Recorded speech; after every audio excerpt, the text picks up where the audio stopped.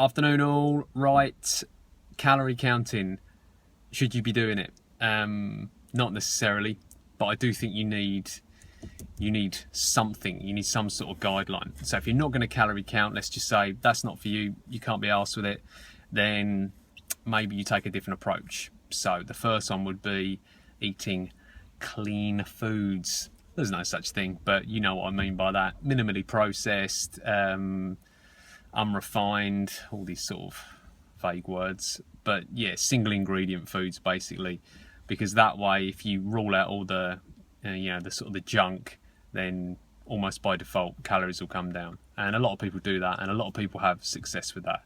And let's face it, increasing the amount of sort of nutrient dense single ingredient foods is probably a good thing.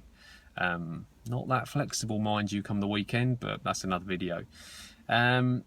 Something else you can do is just reduce portion sizes across the board. I mean, this can be a little bit demoralizing, but if you eat fairly consistently similar sorts of food, then it might be as simple as, instead of having 2 slices of toast with your scrambled egg, you have 1.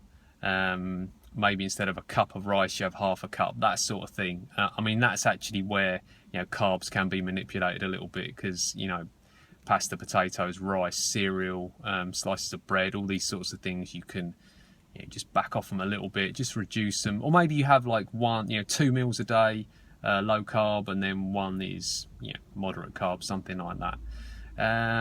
What else could you do? Construct a meal plan. So you've got a set meal plan that you follow. So again, you don't have to count calories. All the so the measurements are on there, like grams, portion sizes, that sort of stuff. If you've got 2 or 3, you can rotate them around. Again, can be easy to adhere to, but if you end up going out to a restaurant, something like that, they do tend to lack that little bit of flexibility.